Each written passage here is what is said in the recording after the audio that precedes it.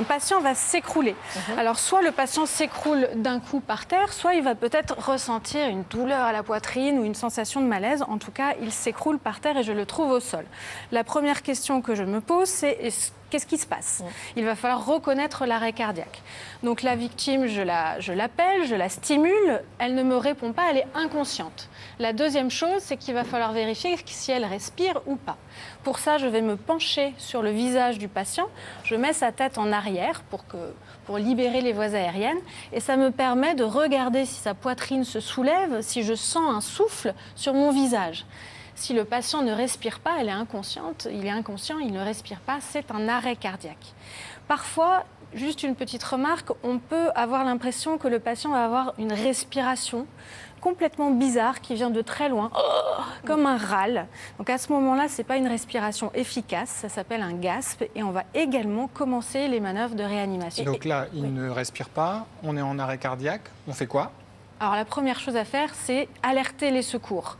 Je vais évidemment rapidement débuter un massage cardiaque, mais il faut d'abord que je demande de l'aide. Donc s'il y a du monde autour, j'appelle, je crie à l'aide, il y a un patient en arrêt cardiaque. La deuxième chose, j'ai mon portable, j'appelle le 15 ou le 18, ils vont me prodiguer des conseils et moi je vais pouvoir leur donner les messages de où je suis et j'ai besoin de vous.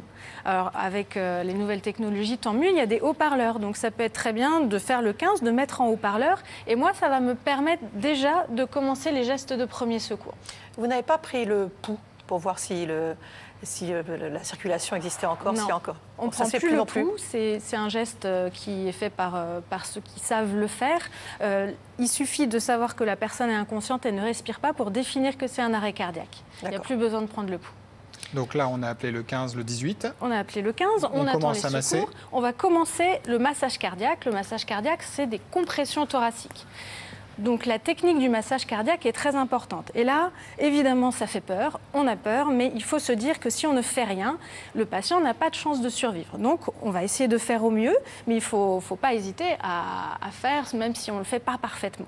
Donc un massage cardiaque, ça se fait déjà au sol. Il faut que le patient soit sur un plan dur. Ensuite, je vais me positionner sur le côté du patient et mettre mes mains au niveau du milieu de la poitrine, globalement entre les deux seins. On va masser avec la paume de la main, qui est une partie dure également, qu'on va positionner au niveau du sternum, c'est la partie dure au milieu de la poitrine du patient. Je vais mettre mes mains et mes coudes comme ça, bien tendus pour avoir plus de force, et on va commencer à comprimer la poitrine à un rythme soutenu, puisqu'on dit qu'on masse à 120 par minute, et vous voyez, assez fort et profond, pour écraser le cœur en fait et remplacer son travail de pompe. Avec la peur toujours de casser une côte, même si on casse une côte, c'est mieux que de laisser mourir le patient. Il ne faut pas avoir peur de mal faire, il y a toujours plus de risques à ne rien faire du tout. Donc là, ce qu'il faut expliquer, ce qu'il faut comprendre dans ce que vous disiez, c'est que le massage, effectivement, on va redonner l'effet pompe. C'est-à-dire qu'on avait un cœur qui fibrillait, c'est-à-dire qui était complètement inefficace, et on va redonner l'effet pompe. Exactement, vous voyez, quand je fais ça, en fait, ça permet qu'il faut faire immédiatement, au sang de circuler à partir du cœur.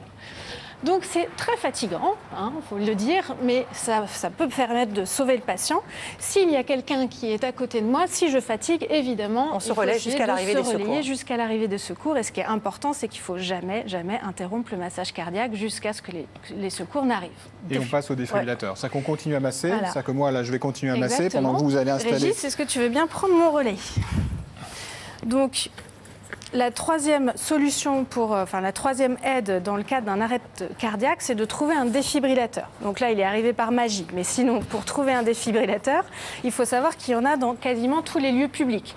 Les lieux publics, ça va être les pharmacies, les gares. Régis, tu peux peut-être t'arrêter en attendant, mais on va reprendre ensemble.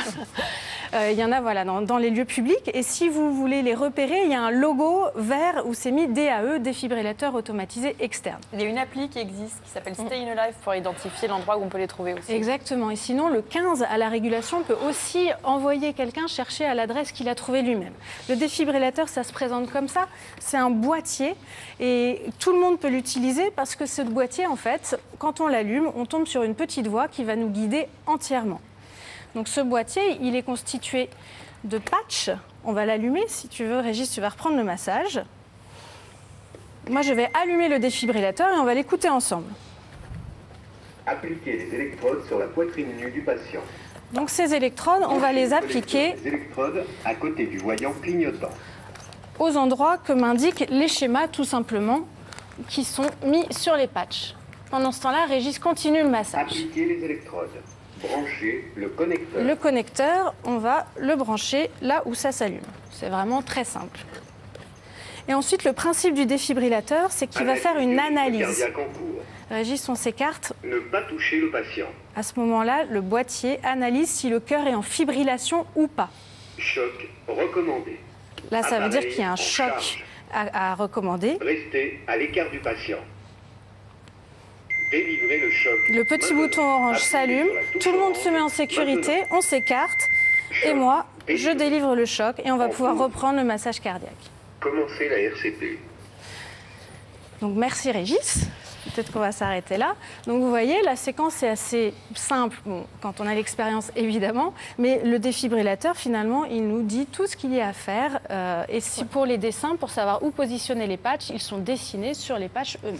Et donc surtout dire aussi qu'on continue à masser, quoi qu'il arrive. Voilà. C'est le SAMU, c'est les urgentistes qui vont décider éventuellement d'arrêter, mais nous, sur la rue, on jusqu'à l'arrivée des secours. Et dernier, donc, bonne résolution à prendre, formez-vous aux gestes qui sauvent, comme ça vous paniquerez pas en plus devant une personne et vous serez plus efficace. Merci beaucoup. Merci.